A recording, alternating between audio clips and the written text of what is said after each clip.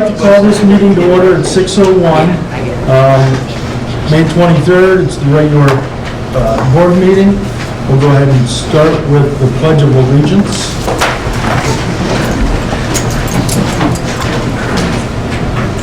I pledge allegiance to the flag of the United States of America and to the republic for which it stands, one nation, under God, indivisible, with liberty and justice for all. I'd like to welcome everybody tonight. We'll go ahead and start with reviewing the I-35 mission statement and our district priorities. The Interstate 35 mission statement is the Interstate 35 Community School District exists to develop lifelong learners and responsible, productive, successful citizens in an ever-changing society. Our district priorities are as follows. Number one, articulate and support a cohesive, student-centered pre-K through 12 vision for continuous school improvement. Number two, engage in effective teaching and relevant learning for the 21st century. And number three, operate with fiscal integrity, efficiency, and effectiveness. The board should have all received the agenda. Is there any additions? We need to add our fourth grade writing. Oh, yep. So students are coming to share a little bit about some writing strategies. They have a game at, they think they'll be here at 7:15. They have a game at 6, so. So it's a floating agenda item. It's a floating agenda. And that is just not an actionable item, just a sharing. all right. So without objection, can we add the fourth graders to the agenda as a floating item? All right. Do we need a motion and second to approve the agenda? So moved. I'll second. It's been properly moved and seconded to approve the agenda as presented with the addition of the fourth graders. All those in favor signify by aye. Aye. Opposed? Public hearing on the amended 2022-2023 school budget. So we published the budget on May 10th. There will be no change to property taxes in this situation because we're just doing it for statutory purposes so that we don't overspend the certified amount and then get written up in our audit. That's the reason for it. As it was published, do you want to put it up there? We increased the instructional amount by $325,000, the total support services by $700,000, and the non-instructional programs by $154,000. And total other expenditures, we were way high on, so we didn't do anything with that. That comes to $1,179,000. We don't think we're going to spend that much, but you always go high so that you don't come back later and show that you've overspent what you amended. So, does anybody have any questions? Other questions? Is there any questions from the public? Comments on the budget?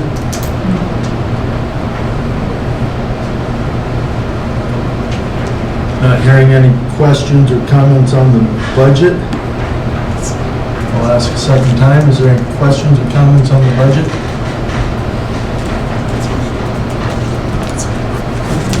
Not hearing any. I'll ask a third time. Are there any questions or comments on the budget? All right, we'll go ahead and close the public hearing at this time.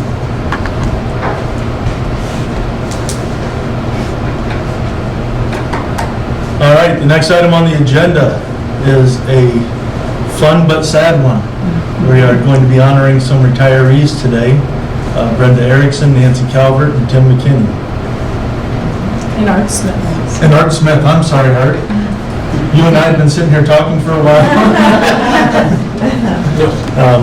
Congratulations to everybody on retirement. Do we have... We have a little presentation over on the table, and then we have cake and punch that we can all have. And then we'll continue with the agenda if that's okay. Perfect.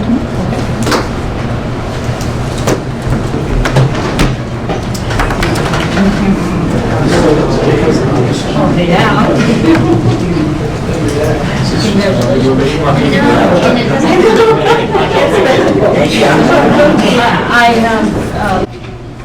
All right, the next item on the agenda is the open forum.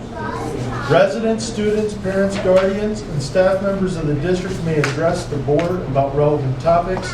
Those who wish to speak must sign up at the beginning of the meeting. Speakers' participation is limited to 5 minutes per meeting. We ask speakers to remember that the Iowa law prohibits the board from discussing specific employees or students or their performance. All right, first up is Jess Buckland.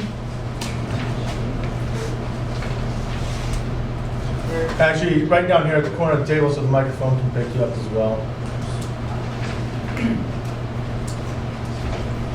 Okay, here. Yeah, that's fine. Okay. All right, so I'll just get started. Thank you for having us here. Important for me to talk on this again. I'm missing my kids' game to be here, if that speaks volumes. If you know me at all, my kids are my world. So this is important to me too, because this is about them. Going to talk on our favorite topic of standard-based grading. So I'm just going to get into it. The school released scores, and they showed that everyone improved. Funny, they did not release the high school scores. I did not notice that, and I don't know if you guys noticed that as well, but that tells me high school probably didn't improve. My niece alone told me she did not improve, and she was kind of shocked at that. These are the kids that have had standard-based grading the longest, so you would think their English scores would have went up. They did not. For a few years now, this standard-based grading has been trialed in both middle school and high school English departments. Coincidence or not, but the entire department has overturned every year since they've implemented this program. Something that we need to think about. We need to retain our teachers, not lose them. We are losing phenomenal teachers, and as recent history has shown, we're not necessarily getting the top of the barrel anymore. I've had several staff reach out to me noting how stressful this all is to what already is on their plate. Now, I know some of you say you hear and they don't say that. Why would they? I worked in an environment that was led by fear as well, and you don't want to speak up when you're scared to lose your job or be the next target. Standard reference grading has not been presented to our community since June of 2021, when Mr. Castor put it out on Facebook on June 7th, 2021.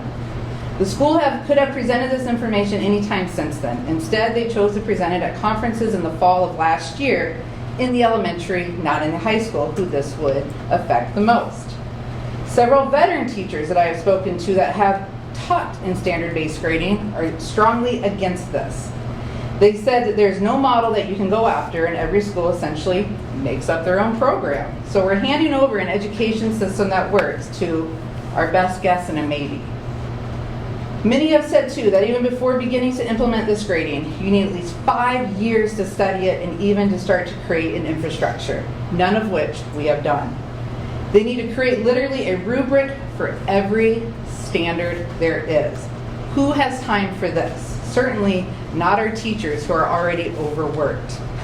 Yes, this will maybe make our local assessments look better, but what about our standardized state and national assessments? Those are the ones that are important when looking at the big picture.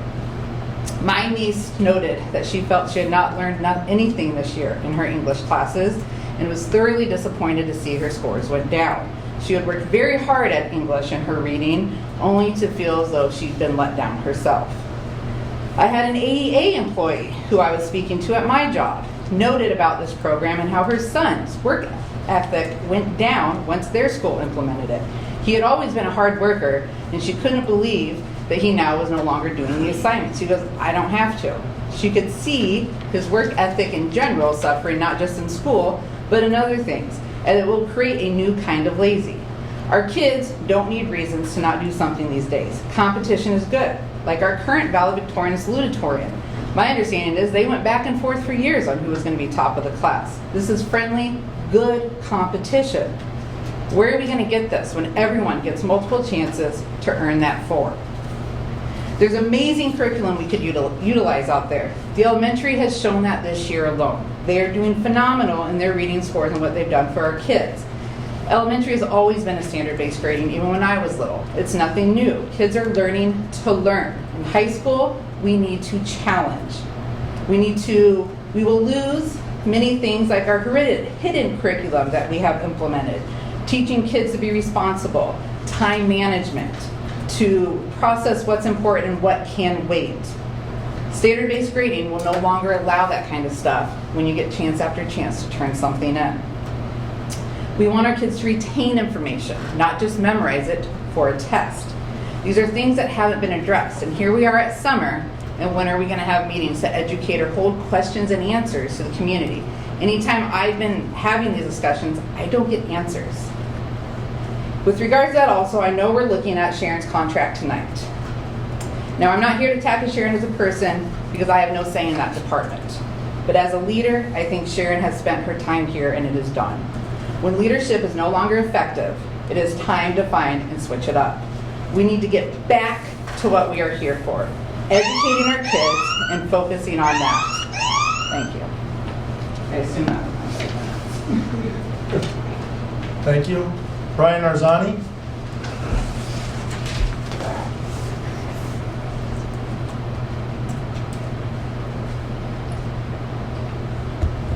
This is for the kids.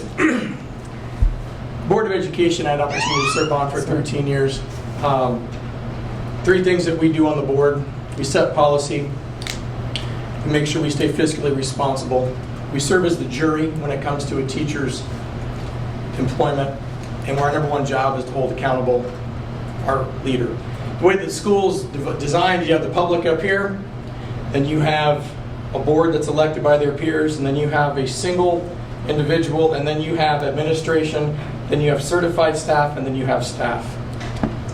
Our current situation is interesting. The word I'd use is accountability. I teach accountability. I've had a leadership development company for 18 years. I've been in the business for 23. Accountability is you set expectations, and then you have agreed upon consequences. Currently, we've got a public that is obviously a little bit upset with what's going on. We have a mass exodus of administration, good teachers, families. We have an individual that makes $155,000 a year in the classroom teaching. We have more coaches, interventionists, and administration hired, which is just overhead for the taxpayers.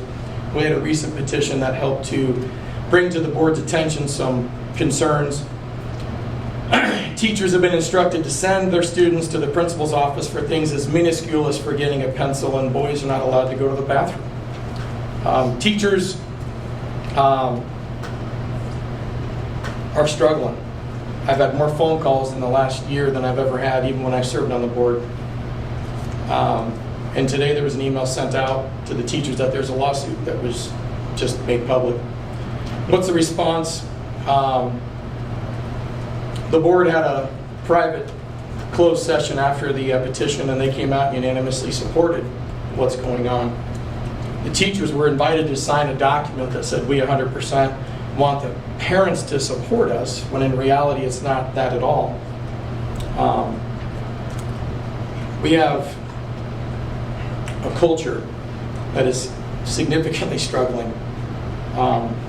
With all this extra staff that's been hired and all these interventionists and teacher coaches, we still have a $155,000 a year individual in a classroom working in the business at the micro level when we have macro things going on.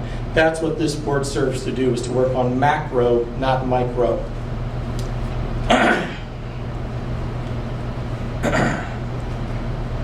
We've had more emails and things sent out saying life is good in the last 4 months than I've seen in 4 years. So if we are a researched data gathering organization that serves children, what data are we gathering to ensure that this widespread organization that funnels through one single individual that then goes out to administration, certified staff, and then support staff, what data are we gathering that helps us as a public to help you as a board hold our superintendent accountable? Who's conducting the exit interviews of our good employees? If it's a single point of failure, that's a failure on this board's part. Who is conducting the surveys of the employees to help give this board data to help understand what changes could be made that would allow this board to properly support this single point of failure or success to do the things at a macro level to improve within our school for our kids, our staff, and our uncertified staff. I could get into all the technical details, but there's only 3 reasons why things don't happen, and I teach this and I've taught it. I've had the opportunity to work with organizations as large as Principal Financial, Wells Fargo, Help Grow, Shaw Heating and Cooling, from $1.9 million to a $42 million company with one intention behind it: treat the people the right way and put the best leadership in place. I did it for 13 years within this board and served with a couple of you. I'm telling you right now, it's easy. There's only 3 reasons. Either you don't know how to do it, you're choosing not to do it, or you're not capable of doing it. You don't serve to defend a person. You serve for the kids. You serve for the staff. You serve for the certified staff. And you serve for the public. In this situation, we have an issue. I would recommend somebody tonight with the courage makes a motion to slow down this review process and gather data, not from the people that are hand-selected by the superintendent to give the review, collect the review, and then support the review. If that happens, you are not doing your job. You guys anonymously gather the data from the entire district. I did it when I was here. You can do it. Slow it down. Gather the real data. Be a research-based organization and understand what's going on. It's my time. Have a good day.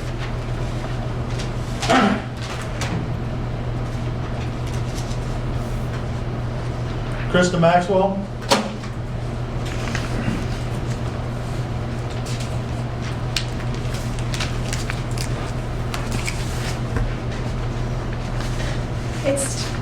It's kind of tough to know even where to start, quite honestly. Since the last meeting that we had, if you want to know if things have improved, they have not. I would say, if anything else, they've honestly gotten worse. And they're not going to improve until a change is made. And change is not easy, but the board needs to look at who this is affecting. Brian said it best in the last meeting: our children deserve more, they deserve better than what they're getting right now. Speaking to the grading, I know it's been talked about multiple times. Speaking from my own standpoint, my oldest child has always been a straight A student, honor roll, loves school. This is the first year that we're having struggles of, I don't want to go, I hate school, don't send me. Why are we having problems? The teachers cannot control their kids. And why can they not control the kids? Because the kids don't respect them.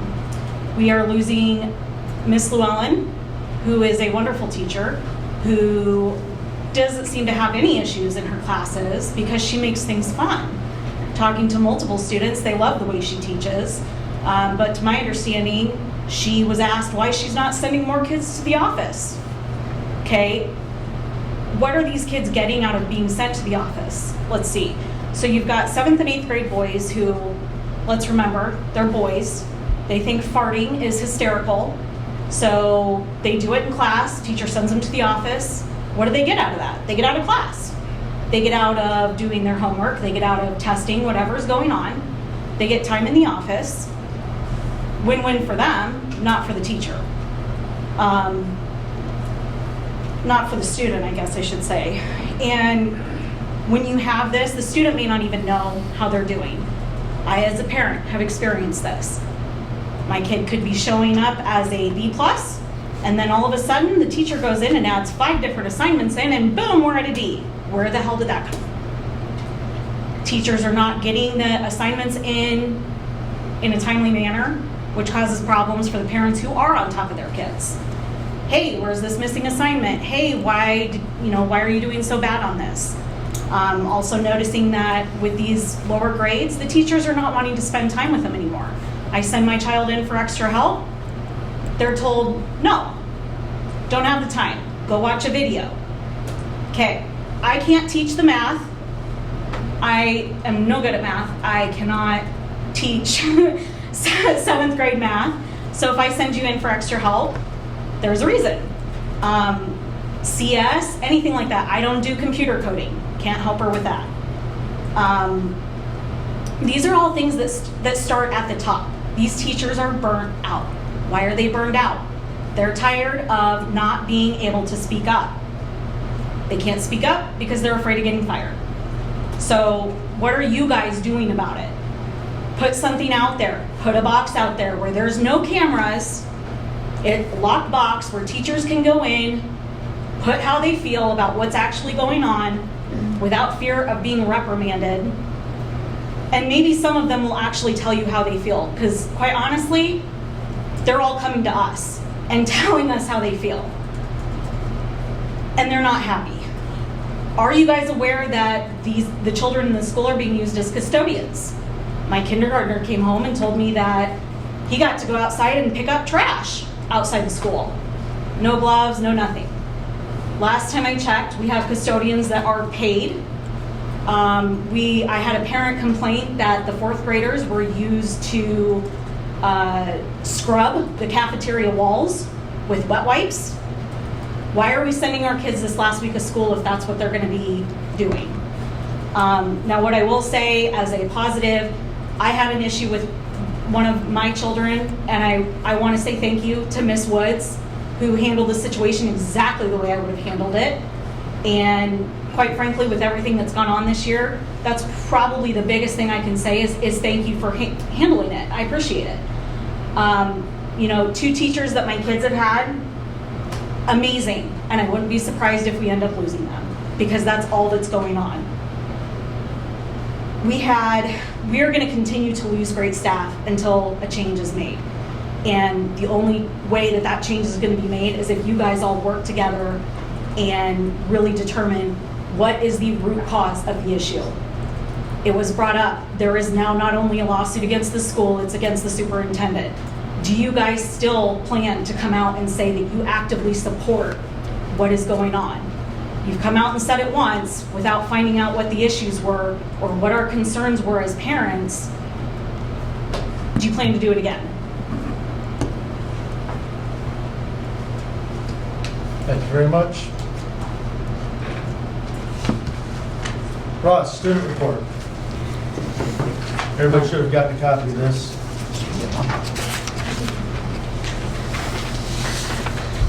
From this past month, all the underclassmen would like to congratulate the class of 2023 who have graduated. Many of the students are excited for summer as they will be hanging out with friends, family, playing sports, and working. Some highlights from sports: both track teams represented at state. Our boys golf team achieved their goal of getting under 200 strokes. Our baseball team has a record of 2-0 so far. Last night they played at Principal Park, having over 350 road runners there to cheer them on, along with... Can you move his mic closer to him? I can't hear. I can't hear. The mic's not projecting. Yeah. It's just recording. Yeah. Okay. Never mind. You're doing your best. Sorry, bud. Yes. Along with recognizing Mr. Douglas for Baseball Coach Hall of Fame. He has coached the Roadrunners in baseball from 1998 to 2022. And lastly, softball is ranked number 5 in state and starts the opening season tonight at home against another top 5 team. Thank you.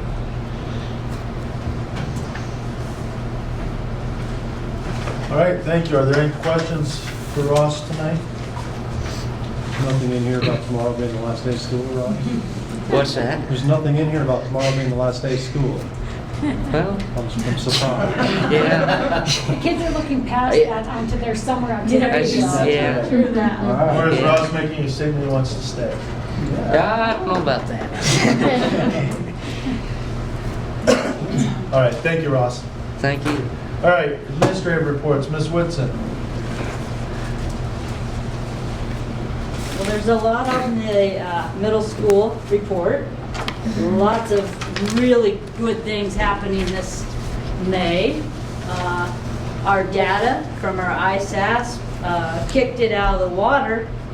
ELA, we went up 9 points from last year in 5th grade, 26 points in 6th grade, 19 points in 7th grade, and in 8th grade, 16 points. So very unbelievable.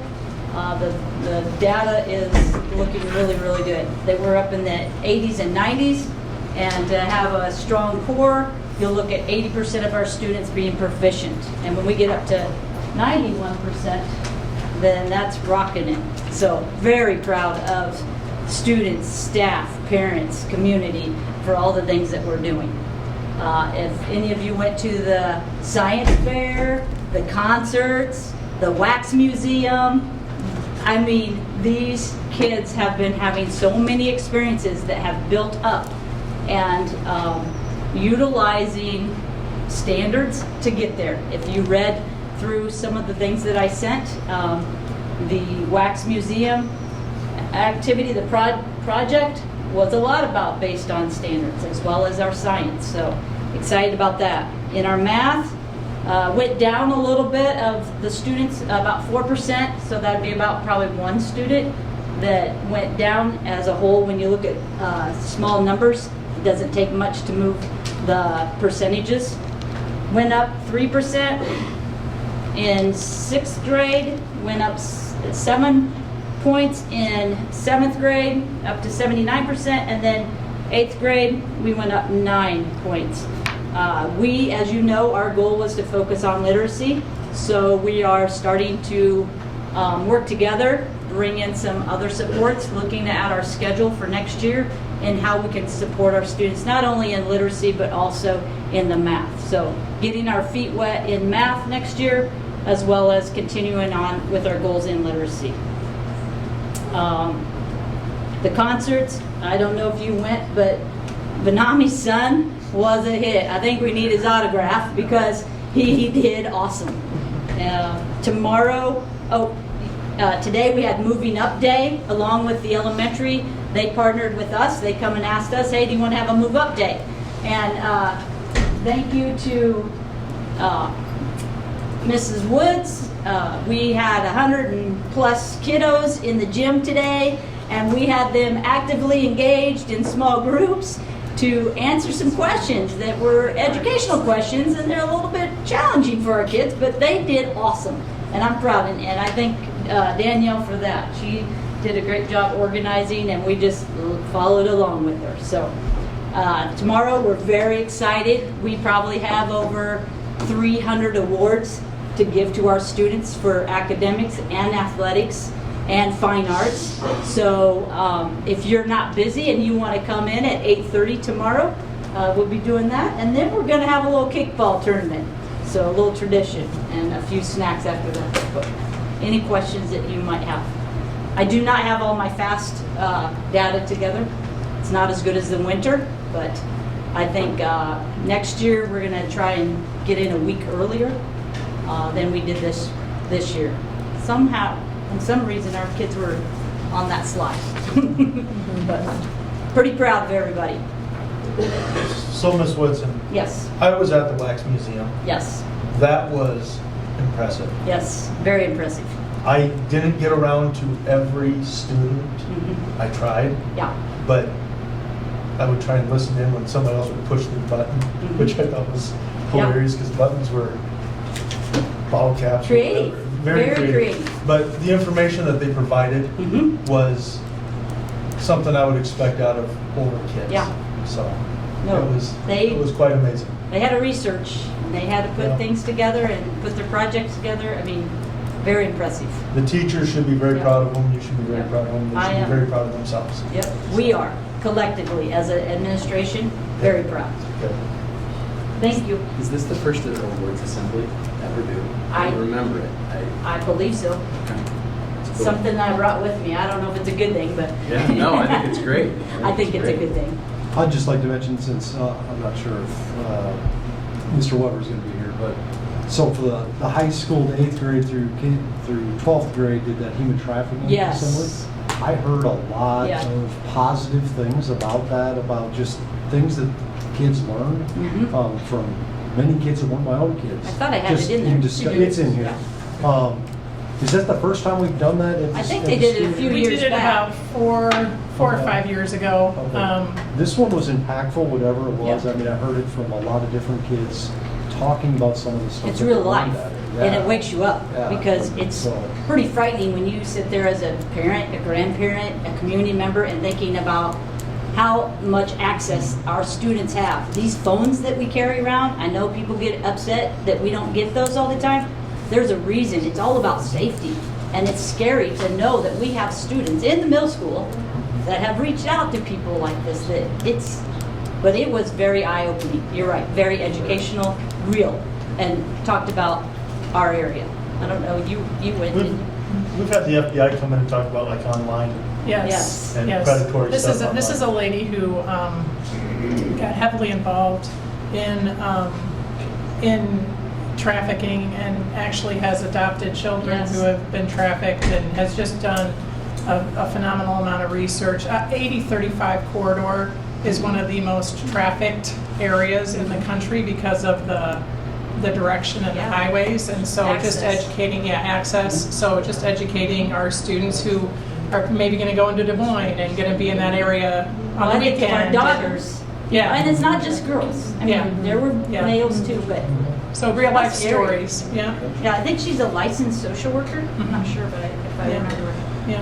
And so on a different topic of the fine arts, I thought Mr. Dan and Ms. Oh, Coleman, yes. and Mr. McKinney did such a good job Oh. because I've been coaching some of the sports teams and trying to get 9 little boys or girls go in the same direction is impossible, and they had them. No, they're all awesome. I was so Yep. impressed by that. I was blown away. So And it Mr. was- McKinney, I think we have 34 sixth graders that are going to continue on, so that's We have building our 100 program. And that's what that auditorium was built for, as a community, to come see all the good things that we're doing here. Yeah, I think we have 105 band students signed Yeah. up for next year. Yeah. 105 Isn't that in middle awesome? school? That is. K9, or I'm sorry, 512. 512. Isn't that awesome?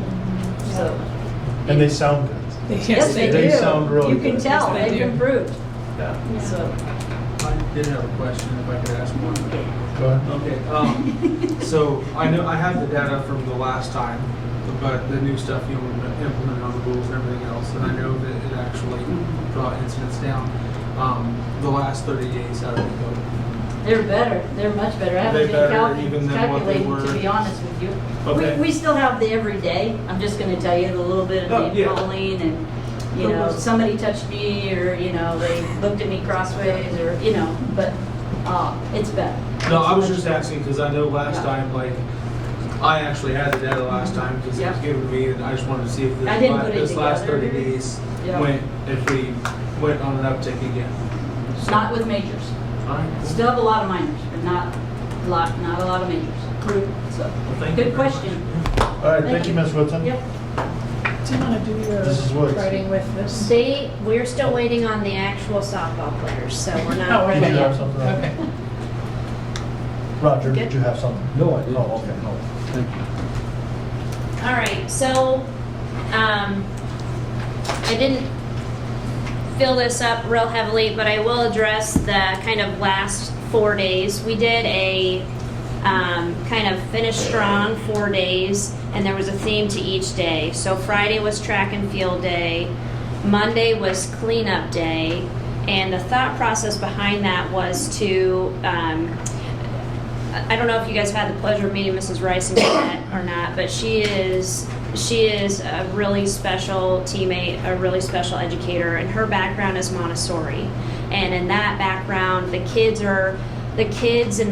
environment is the kids. The kids are responsible for taking care of things and owning their environment and just having pride in their environment. So that's where that cleanup day function came from, and each grade level was assigned a specific area. I don't really think it's any different than how it's ever been before, but just more formalized in that practice. But the thought process is, it's our environment, we're all in this together, we need to take care of it and show pride in it. So that was Monday. Tuesday was moving up day, as Ms. Woodson noted, and the big purpose behind that was to make sure fourth graders were exposed to the structure and schedule of fifth grade in that transition. And again, Mrs. Reisinger got involved, and so it became this whole big thing, and I love her, but it became this whole big thing, so every grade went up. So like kindergartners spent, it was from 8:30 to 10 today, so kindergartners spent half an hour with each first grade teacher for next year, and first grader spent half an hour with each second grade teacher for next year, and so on. And then we snagged the 5th and 6th grade students to make those teachers available to the 4th grade teachers, and so really positive feedback and allowing the teachers to get to know the kids for a minute and the kids to get to see reality at the next grade and know the teachers. So that was good. And then tomorrow we finish up with our end of year ceremonies, and I'm sitting back here trying to sprint through a couple hundred certificates because I haven't printed mine yet. So I have 6 pages front and back that I'm just back here. So I'll be the light. If the lights are on at midnight, just keep going. It's fine. So that will finish kind of our 4-day strong initiative that we were working on there. PTO helped me out, and I don't think the teachers know yet, and I think it's safe. So the PTO kind of threw together a celebration in the teacher's lounge for us to celebrate that literacy goal on the second page. So if you recall, we started the year with 2 goals. The first one was the trusted adult, which we had finished by mid-year. Every kid had identified a trusted adult. And then we transitioned that over to trusted peer based on our conditions for learning survey data, and that kind of low. We were pretty low in the previous year on peer-to-peer relationships. And we didn't post up the trusted peer, but Mrs. Reisinger collected that data, and everyone also was able to identify a trusted peer in privacy with her. So just building that language and making it normal to talk about who your people are and making sure that they're available if you need them, etc. So that goal, the staff would like to maintain again because they feel like it was so impactful and so important. So we'll start the year again with making sure every kid has a trusted adult, and then we will transition to trusted peer, and then hopefully we'll reach those milestones earlier and then transition on to an extenuation of that goal. The other goal we had was literacy, and our mountain of a goal was to reach 80% proficiency on early reading, which is a test taken by kindergarten and first grade, CBMR, or reading fluency, which is a test taken by 2nd through 4th grade. And we also added in preschool using uppercase identification, lowercase identification, and letter sound identification. So according to the state and the standards that have been adopted for preschool, students have to know, I want to say roughly 10, any uppercase or lowercase ID, and 0 sounds. Our teachers decided that was not a rigorous goal, and their goal is set at 26, 26, and 26, meaning they should know every uppercase, lowercase, and letter sound before they leave preschool. So when you read that 75% number on preschool, that means 75% of our kids know every uppercase, lowercase, and letter sound. Meaning when they get to kindergarten, what used to be spent a semester on letter identification and letter sound identification, that we're actually ready to start being readers a lot sooner in kindergarten, which means we can sprint a lot harder, which should support that dip we typically see in first grade when kids have to go from reading about 6 words in the fall to 67 in the spring. And so that first grade data is always really tough. So by our preschool team being so proactive and working on that, we should reap the benefits in those next grades where the hill gets steeper to climb. So in regards to the overall literacy goal, you can see we started the year at 50% and they climbed to 70%. So they made a 20% proficiency growth from start to finish. That does not include kids that grew dramatically but just haven't crossed that line yet. So we have kids that have grown 100 words per minute and haven't met proficiency yet. So it doesn't account for that. So for next year, for this goal, they wrote it as both. So that 80% and or a student makes rigorous growth. And so they went through and looked at how many words per minute kids have to grow. First grade has the most words per minute they have to grow from beginning of year benchmark to end of year benchmark. I don't remember the math, but I think it's like 56. And so they determine that to be rigorous growth for older kids. So for example, if we have a third grader who doesn't meet benchmark but is able to grow 56 words per minute, they would still be a positive influence on that school-wide goal next year. So it makes reaching the goal attainable for every kid, which ignites that passion to reach that goal. So, but we are going to celebrate the heck out of that 20% because that was hard-earned, and keep stretching next year for the last 10. Any questions, thoughts, concerns for me about anything on my report or anything that I just shared or anything else?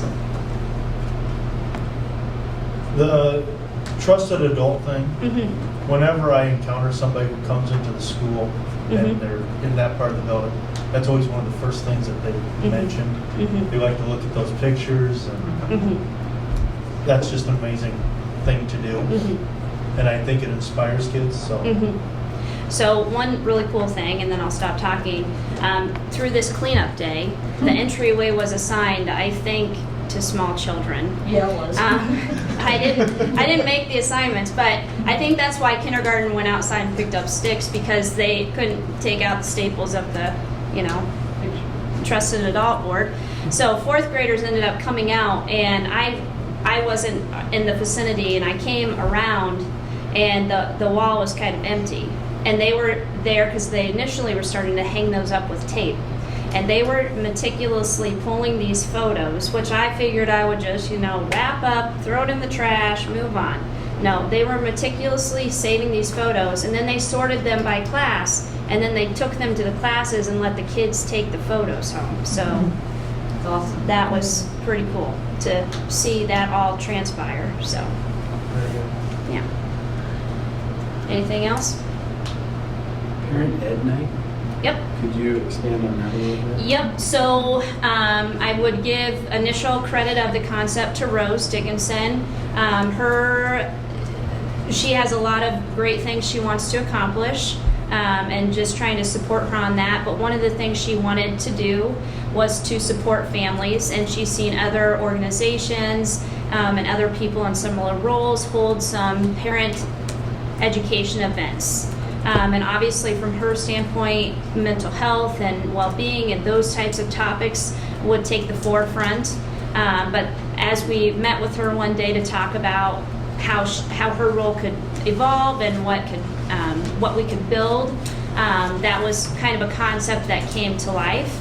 And the thought was, if we could once a quarter hold an event where we highlight something specific that spans across the district, and creates that opportunity for dialogue and conversation and resources and support, that would just be one more opportunity to have as a community. And so we initiate that first one as a summer literacy night, because we were honestly, as an elementary staff, that was one of our things at a PD days. How are we going to keep kids from dropping over the summer after we've been sprinting like this? And so that topic came up yesterday. What's today? Tuesday. This morning, at our team meeting, we were able to talk about what are some of those big topics that need to be covered. And so the thought was, we'll have back to school bash in early August, and then somewhere about October, we would hold another parent ed night.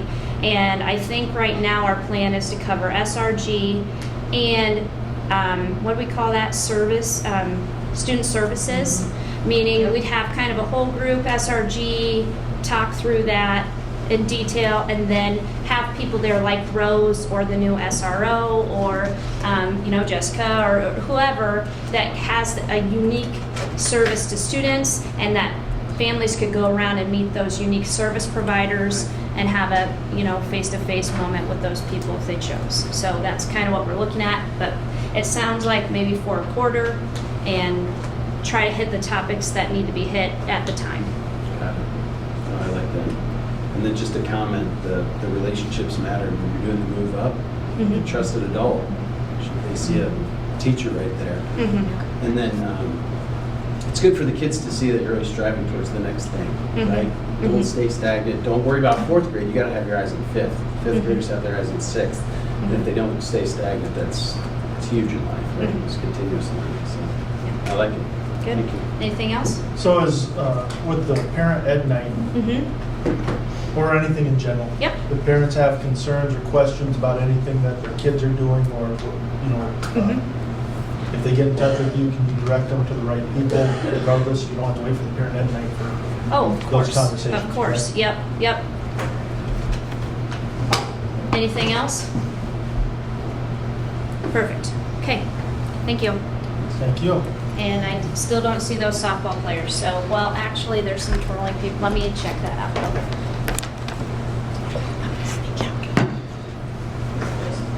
As a point of order here, We're not ready yet. can we put the 4th graders in? Yeah, we can talk about it if anybody has questions for Mr. Weber's report. He's over in softball and baseball, so I can address any of the questions you have for his written report now, and then we could have them get set up. Okay.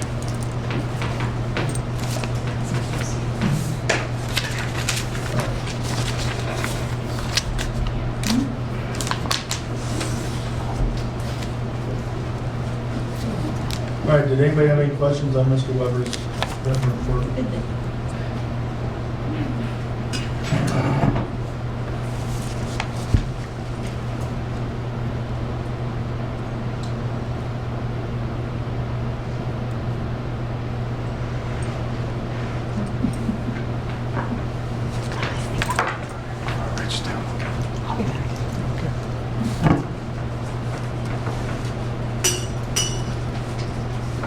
No questions on the written report? Okay. We'll accept Mr. Weber's report as written. Yeah, I think they're not here yet. We're literally waiting on like 3 girls. Okay. Mine's not. Can we, do you want to just, we can get set up. It'll take us a minute to get set up. It's, Does that work? it's the floating item, so if you want to set up, we can. How many, share. what's the next Yeah, thing? I can, you mind. Well, let's Yeah. do that, let's do. You guys can set up while I'm discussing. perfect. I don't Okay. mind. Sounds good. So we'll go ahead with the superintendent report. So we have some safety trainings scheduled for this summer. I think one of the things that we're looking at is our SRO and what they're going to be able to get to and bring back to us. That's one of the parts that you'll see in that agreement that we've set up with him or with the Madison County Sheriff's Office. So that'll be an added benefit. We've planned for those days throughout the next PD calendar so that our staff can be kind of trained on different things continually throughout the year. I've gotten an email from Mr. Gibson about a training for our, I think your kiddos are here, softball gear is here. Okay, that makes sense. About a possible training for our staff. I did email, we talked about it at the safety meeting, and our challenge is the dates coincide right with when our teachers come back. So I emailed the organization and asked them if they're going to host it hopefully in the school year that we can send people to, because it's about threat assessment and about being prepared for threat assessment. So I contacted, we had our safety meeting yesterday, so I contacted them today. So hopefully we'll get some more information about that. We do have a training in Knoxville as well around a similar topic, but not the same topic. So the safety team is trying to look at multiple venues, avenues, resources, experts, so that we can make sure that we're as safe as we can be with what we do in our training and also in our building, and it's an ongoing conversation. So I just wanted to give you an update because we had talked about a couple of those things. We also are sending some teams out to academic conferences. There's a group that's going to a standards conference in Denver in June, and another group that's going to a Get Your Teach On conference. Get Your Teach On conference, where they're we have a good time with that. Yeah, they're going to learn a ton of things. But I think the nice thing is that there's been overwhelming support from teachers to go to conferences to continue their learning. which then translates into learning for the school. So we've had to actually tell people no for some of the conferences because we can only send so many.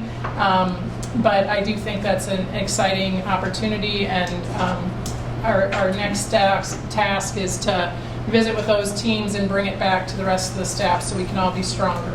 So those are happening this summer as well. And then Parent Education Night, we already had that kind of overview. We do have at the end of those for lack of a better word, a roundtable discussion, and we actually were standing at, I think, a round table, so that was kind of nice. But it could be anything that they had questions about. The administrators were there. Ms. Wells was there if there were questions about technology, so we did get to answer some questions that parents had. So that was, I thought, a good first step. So I also just want to take a minute. I'm sure everybody here has heard Lori Jordan, a longtime employee, 22 years here in the district, and a graduate and family that's been through, and just a true staple in the district office, at least for me since I've been here. I know Ted said she's the first person that he met when he came in. Sadly passed away after a tremendous battle with cancer on Saturday. Her services are tomorrow night for the visitation, and on Thursday for the funeral. So she will be tremendously missed. So our thoughts and prayers go to her family. So.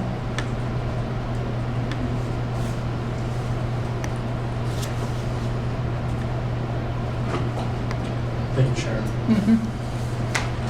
All right, I think we're here. If you guys are ready for this show, it's going to be epic. We are ready. All right, fourth grade, let's do this. Can you give us a quick introduction for everybody here?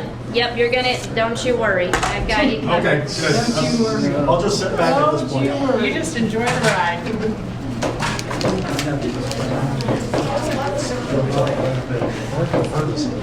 No. Just like you're in class. Yep, just pick an adult, whichever one looks the least scary to you, okay? I'm not gonna have everybody's Somebody pick me, I'm not scary, I promise. Miss Woods, are you a person? No, I am. No, not today. I'm gonna have Miss Woods be a person. Hi, how are you? Sit in that chair. I want somebody to do Miss Woodson. Oh, great. Okay. And, can you? You're in fourth grade? How many more do you have? Oh, Ross, perfect. Okay. Sorry, Ross, I said you. Ross is also going to get educated tonight, so this will be fun. Excellent. Okay. Gotcha. And I will grab you more supplies. Okay, does everybody have an eraser, a marker, and a board? You guys, what do you need? Everything. Okay. You need it? You good? Is everybody else good? Do you have a marker? Okay.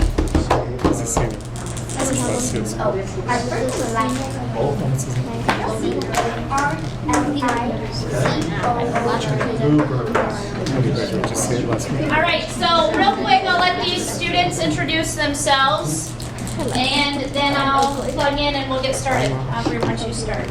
Hi.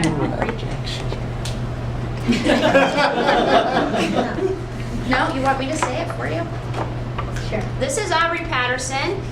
She's a brilliant fourth grader. Hi, I'm Blake Erickson. I'm Lucas. I'm Kylie Cooper. I'm Piper Fitt. I'm Chloe Bortel. I'm Oakley Morris. I'm Kinsley Keller. Okay, and all of these students are exceptional writers. And I've had the opportunity to do a lot of studying of writing. Once we get really good at reading and once we get really good at math, writing is kind of that next mountain to climb. And the really cool thing is that teachers want to do this well and they don't want to wait, right? So I've had teachers ask, so what do we do? And so one at a time we started having these types of conversations of what this looks like and how to proceed. And because I had a school where I had the opportunity to really dig in on writing, I have some strategy that I feel very strongly about. And so little by little, teachers have gotten involved with that strategy. And fourth grade especially has had the opportunity to really run with this. So a little history real quick is, I'll go back to my previous school district. They could read, they could do math, but they couldn't write a lick. And so I explored, how do we get kids to be able to write what's expected? How do we teach elementary students to write an essay? And I came across this strategy that I'll show with you in a minute that supported students in making a functional essay. And so after a while of going down that path, we had students writing an essay very easily, very quickly. The problem was that they were writing essays with simple sentences. The dog is brown. The dog is also white in some spots. The dog wears a collar. I mean, they were writing essays of awfulness. I don't know how else to say it. So we like, okay, now they can write an essay, but how do we fix the sentences? And so did some more digging and found a different kind of perspective of that.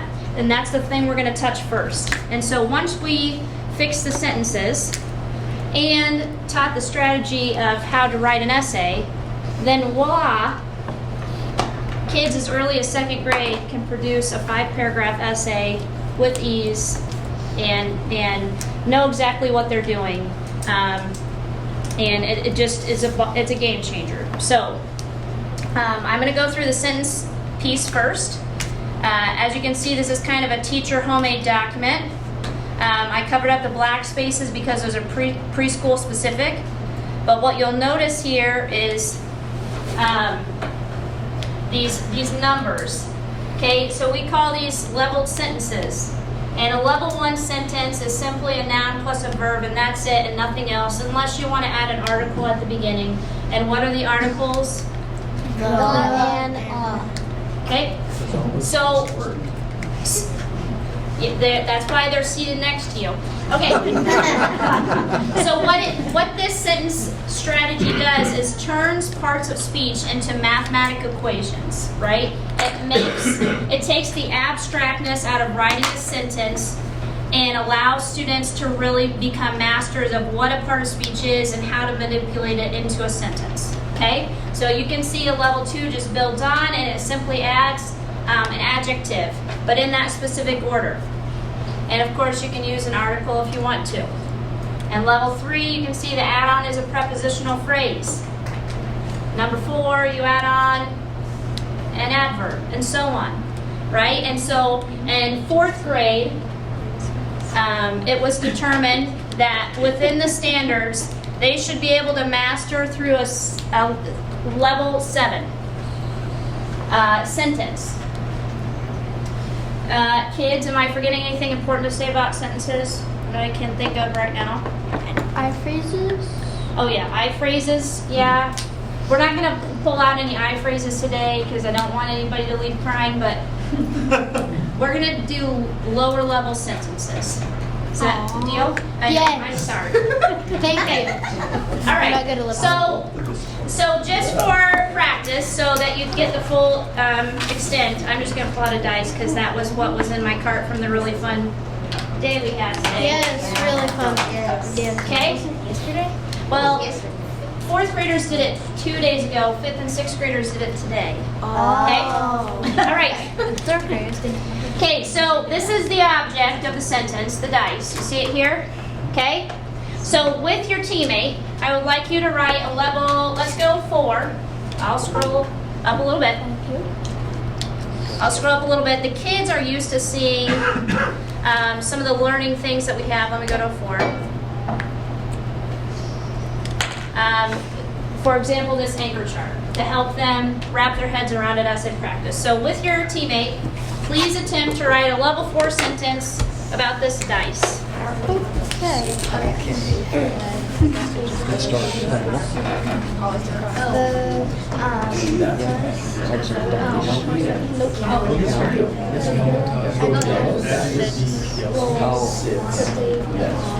could say, It is yellow.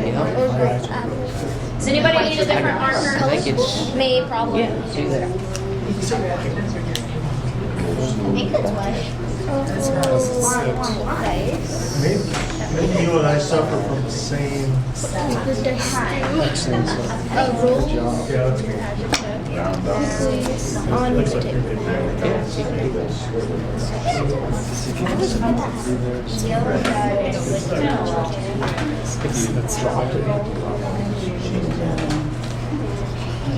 You're right. Do we need to label it? No, you don't have to label for tonight. Okay. But I appreciate you doing that. Okay? All right. Oakley, read your sentence. What do we got? The colorful dice rolls quickly on the table. The colorful dice rolls quickly on the table. What's the part of the speech of the word colorful? Adjective. Dice. Noun. Rolls. Oh wait, I forgot what it was. Adverb. No. Rolls. Verb. Quickly. Adverb. On. PP. But wait. Preposition. It's a whole thing. It's the preposition. The table. Prepositional phrase. There we go. Okay, she doesn't want to say that on recording, which I understand. So we just call it a PP, and actually, 4th graders handle that really well. They do. Okay, so level 4 is kind of the most complex, simple sentence that's taught in this structure.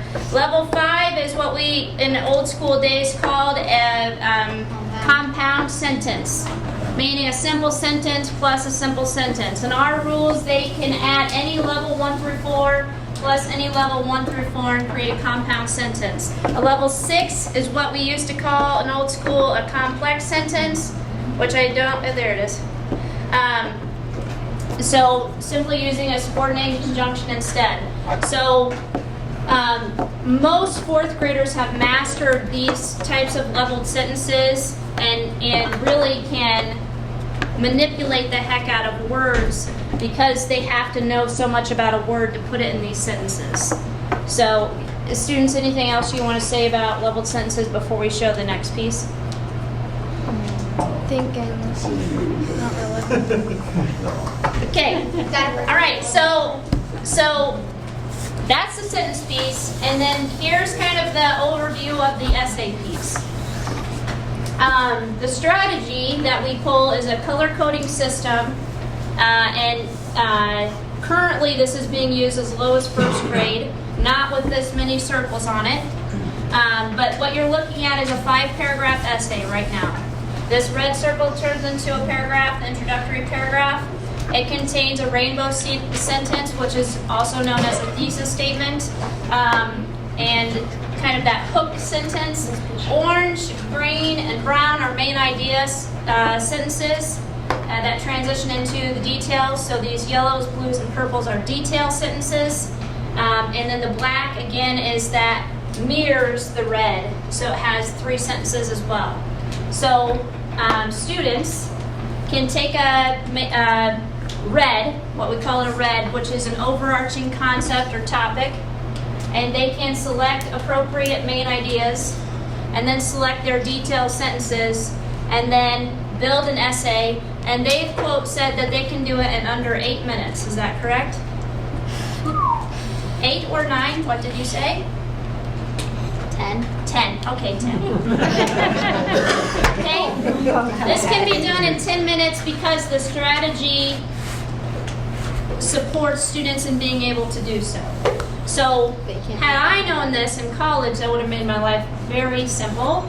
And I wonder, I'm kind of tempted to hand Ross the paper and have him do it on his own and just see like how that works out, but I won't for tonight. So what I'm going to do is I'm going to give you, I'm going to give each student their organizer they're used to working off of. I'm going to give you a topic, and then I'm going to give you, 6 or 7 minutes, and then I want to see how much of an essay you guys can write. Okay? With our helper? As long as I got my helper. Okay.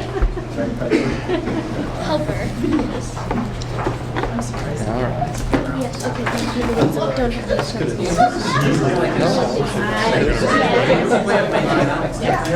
So you're gonna I had to go with Maggie when she was doing her speech. What do we get it right with?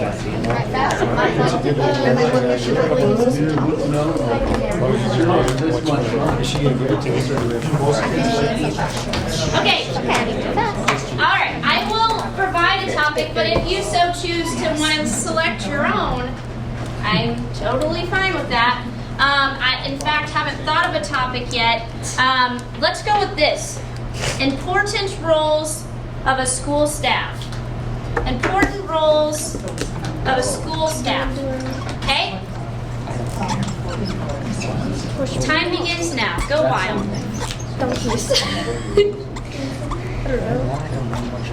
Look at Scooch and Roger. He's so far away.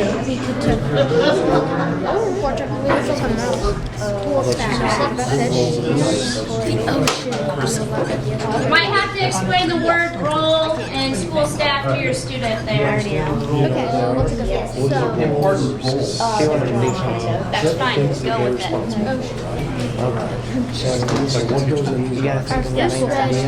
Okay, so yeah, we have to think about first round, second, and then we have to think about our representatives, then we gotta think about so, it's very important to follow the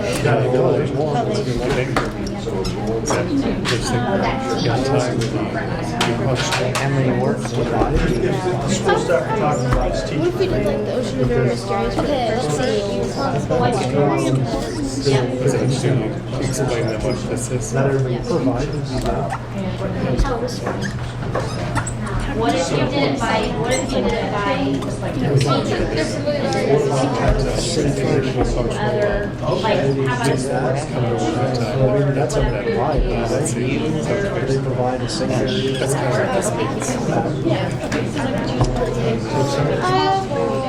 I guess we gotta think of our managed So you could say, Probably less than grades. Do they do grades? What about plan? I know, I was going to do that, but I was thinking of something else to say. Maybe I don't know. It would be their teacher who thinks that. what else is there? All right, what's the next step?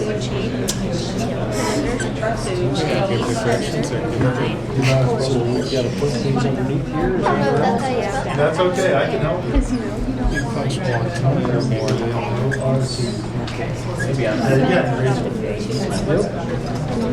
And how do they get to the grades? What do they do to be able to assignments?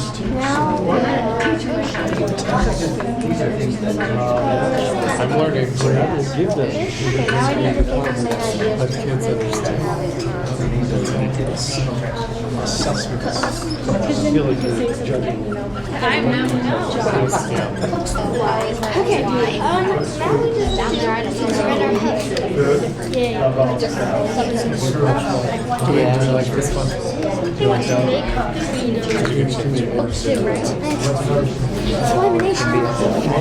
elimination. That's what I said. There are many different roles. Well, yeah, I can do it. So within a school, what types of issues needs to be distributed? So, Is that going to fit here? So then I can just select the What else do I'll just think my help later. I'll put them to the spot. Extra.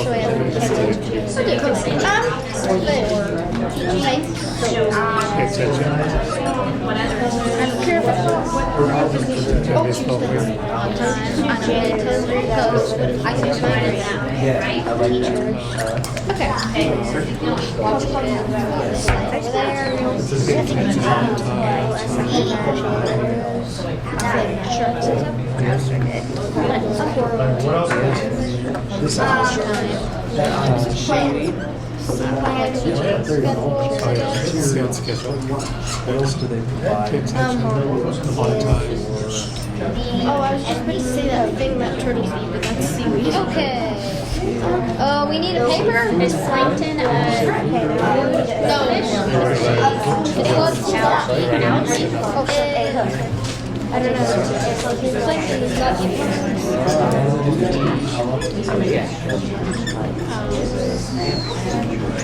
I think that's it. I don't know. Predator. They're all. Could that be the hook?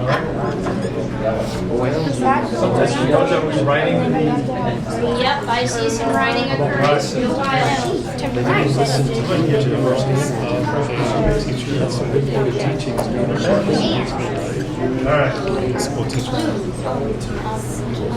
Trying to think of the hook. Okay. What? Trying to think of the hook. Okay. I know good hooks. Don't dip your toes in this water. Your brain moves. Don't tip the toes in Talk about predators. I'm very good. I thought you were good at this stuff. Does the teacher have to have knowledge to do that? So, knowledge? Yeah, the ocean is full of life and terror. I was thinking of kind of like make like helping One of your main janitors, students, and coaches. No, janitors, teachers. Sorry, write that down. Are you trying to do your book too? Like that, but Maybe it'll come to you as you keep thinking. Yeah. You could put the ocean is beautiful. the first paragraph. I don't do big spaces.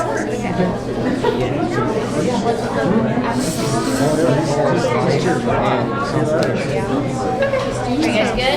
We're working on the last All right. Okay, well, just remember, it mirrors whatever's up here. Slightly different. Slightly different.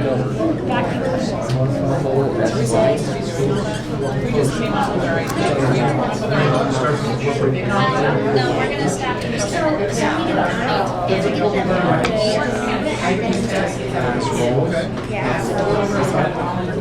Now we just have to think about Think of Yeah, but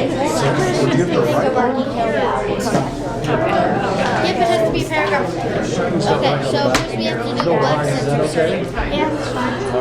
All right, I'm going to pull you guys back together. I know that wasn't enough time, but I think part of the fascinating thing is to see how each person approached it a little differently.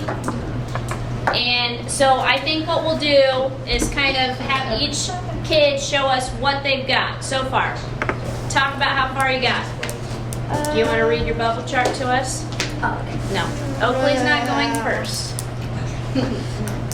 Kinsley will volunteer. Thank you, Kinsley. Okay, so our topic was how important goals can be in school, and then we have principals, teachers, and students. For a principal's job is safety, helping teachers, and they hire responsible, good people. Okay. Teachers, educating the kids, planning lessons, supervise students. Okay. Students, learning, teamwork, and following rules. Nice. And then in the black we have school rules are important. Great. So when she would go to do her rough draft, each one of those circles, except for the red and the black, would become one sentence, and the red and the black would transition into 3 sentences each that mirror each other. So, perfect example. Great. Who else wants to share?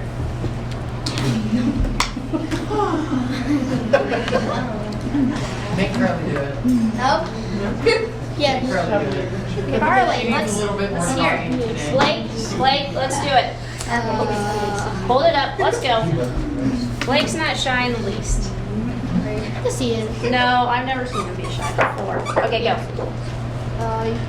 Important rules. Our topic was important roles of school staff. Okay. You have to be responsible. You have to watch the kids. You have to teach the right lessons, and you have to Give good directions. I can't read it backwards sometimes. Yeah, that's You have right. to be kind to the kids. Because it was second, the green. There's like no yelling at them. Well, unless they're in trouble. Right. Only in special circumstances. Let kids understand the directions. You have to give clear ones. The honesty. Okay. And your third main idea? Is paying attention. Okay. You have to be on time. You have to watch the time for the schedule. Uh-huh. And then our black paragraph is the reflect. Okay. Read to us what you wrote so far on the paper. Have you Really ever, loud. Have you ever wondered about the roles of a school staff member? They have to pay attention, be kind, and be responsible. You won't wonder anymore. You have to be responsible. Watching kids is vital. Teaching the right lessons is also important. That's how far we got. Spot on. Good job. Okay, does any other student want to read theirs aloud? Lucas No, does. not today. Lucas does. No, I don't. Never. I think he does. Walter. It's okay, it's okay. I think you've got the concept. So, just to give you a kind of realistic look of what the classroom looks like in regards to writing and the direction we're trying to support students through strategy, those two strategies give you a look at how to help kids apply and do really complicated things in a much more easier way. So, questions, thoughts, concerns from students or adults? No. When was this introduced to them again? Fourth grade, and fourth grade, remind me, I want to say, so Mrs. Peacock is the ELA content coach. And so her and I started talking about writing specifically pretty early in the year. But I want to say these kids didn't see these things till, I want to say October, maybe November. And they started just with sentences in her ELA class. And then we built in these, this writing structure after that. What else? Did the girls win the softball game? Yes. Yeah, of course they did. But they were down to 2 outfielders, We tied. right? Oh, wow, that's a win. We'll call it. Well, getting back to the subject matter, no, this is, we could sit and do this all night. This is amazing. I enjoy this more than any other aspect of doing board work, is seeing this kind of achievement in the students. It's Yep. pretty cool. Yep. So, this is just an observation. So Yep. I was a math finance guy in college, right? Yep. So I didn't take a lot of writing courses. I had to go back. But then when I got, farther in my career, I had to be the writer for the CFO script. Mhm. And so I didn't have a lot of those things, and I had writer's block a lot of times. I would really freeze up and not know what to write, how to write it. This simple, exercise would have been helpful for me at age 45, right? And so I think writer's block is a real thing, and then writing in components, so it makes it logical and it makes it a framework around it, which I think is so helpful. So I think that this is awesome, and you guys did a wonderful job with this. So kudos to you guys for keeping up the good work. You ready for 5th grade? No. Yeah. No. Yes. They totally are. Yes. Take me. So on that note, I did ask these kids to come because they are exceptional at applying these skills, but I do want to point out real quick that we did have one perfect writing score in 4th grade, meaning she got every point possible that she could have possibly got on her writing prompt, and that was Kinsley back there.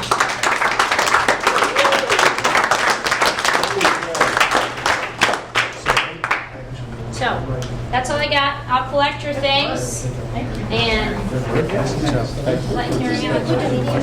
Good job. It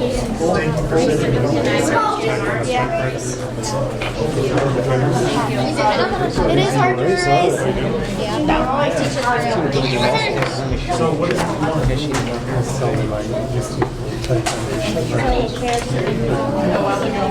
get My teacher just got me like these shirts and like I had to get You still felt like a typewriter at work, yeah. I had like a lesson about my life. Real writing and racing is hard. You have to code like little holes, make the little indents. You know how to do correct? Yeah, I can read it. You can read it to with your pictures? Not with my finger. Yeah. Be careful there.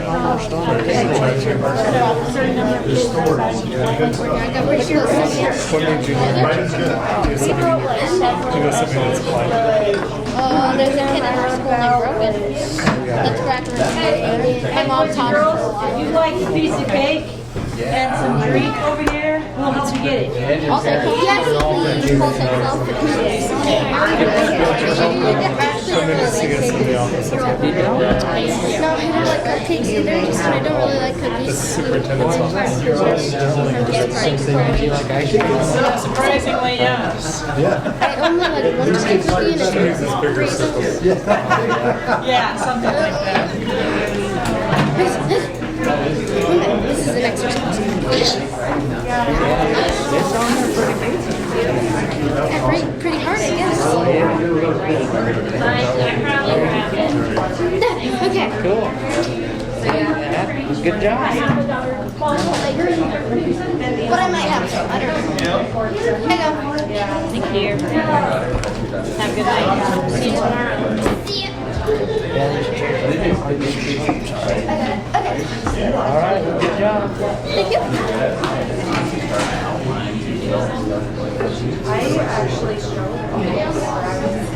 I thought I was good at it, but I got it class and what she was talking about putting it into math formula. That it is for the math. I didn't have that in like curriculum. I just Were you done with your report? I'm good. Learning it the same way, where you have your main idea, and then you just kind of make your topic. They're still learning. Break down your outline for Yeah, it was just that it was like, this is very scripted. Yeah, it's like.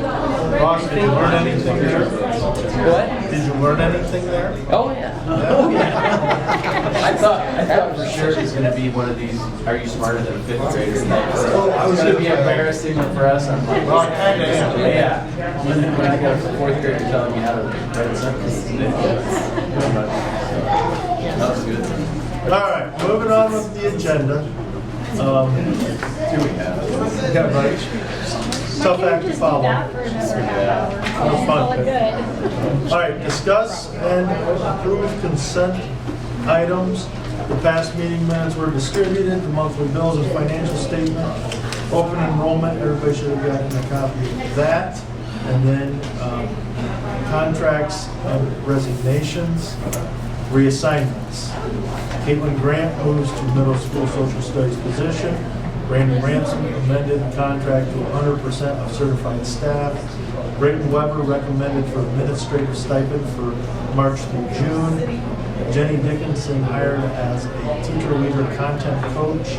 Madison McCarty hired as an elementary teacher. Caitlin Hackley hired as a cook. Bryce Porter was hired as a high school social studies teacher. Anna Valdez hired as a social studies teacher, middle school social studies teacher.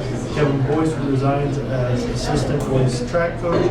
Kevin Boyce hired as head boys track coach. Damon Bryan resigns as middle school track coach. Brenda Woods voluntarily transfers to associate position. Katie Klingensmith resigns from assistant robotics sponsor. Whitney Hutton resigns as associate. Kylie Holman resigns as associate. And then we also have the badge identification system. Is there anything you want to add on to what is stated there? No, so that's part of our safety plan. That allows us to print badges. We've talked about it with Fitness Center, and then we've talked about it with the substitutes that are in the building. It allows us to print a picture ID of anybody that's in the building for any reason. Typically, people who come in that are guests have to get a sticker with their picture on it and identification of who they are and why they're in the building. And so to keep that consistent, we want to do it with our subs. We want to do it in the fitness center because sometimes we have other people using our facilities and we just want to make sure that we're as safe as we possibly can be. So that allows us to do it in-house. Typically our badges are printed now, it's outsourced. This just allows it to do it anytime during the year with anybody that gets hired or starts to use our facility. I had a question on the contracts. Yeah, so I can talk about two of them, and then we can, if you have more, we can go. So Brandy Ransom's contract right now is at 90%, and for some reason, I would say about 20, 25 years ago when nurses started to be hired more regularly, that was a common practice because of licensure. So I think the distinction was if you had a BA or a Bachelor of Science in nursing case, you were at 100% of what teachers made because they had to be licensed as well. The challenge is that Nurse Ransom can go out and get a job licensed anytime she wants to right now. And so that is kind of an archaic practice. And so just to level the playing field, because she is licensed, she is certified, she has to keep that credential, she has to do the ongoing PD training, which is usually on a Saturday, all of those reasons, we just want to make her level with the other certified staff that we do have. So that's that change. The other one that we're recommending is an $8,000 stipend for Mr. Weber. That number comes from the difference in his salary from what we would pay a high school principal versus what he was making as an athletic director for the time that he's done it, plus an additional $2,000 for the extra hours of doing his regular job, which is the activities job. So that's where that number comes from. Is that just a one-time? One-time payment for just March through the end of June. And then, so in his report, he had said some transferring of responsibilities from him to the new assistant principal, Yes. or new principal rather. Is that kind of covering this, or does he have Yes. enough time within his day to do the transfer of responsibilities? It hasn't even started yet. I know. and So that's why we're going through the end of June. Got it. So the new Mr. Becca will be here a couple of days in June Okay. to work. But what I think Mr. Weber was talking about in his report, and I can verify with him, is he was working with the building leadership team, the groups that he has established at the high school, and trying to generate the lists of things that they want to start the ground with, next year. So he's trying to get some of those things articulated so that Mr. Beckel can have it, get ready to go right with that team when they come back. But also it's transferring the documents, making sure that he has access to the schedules, all of those things that are...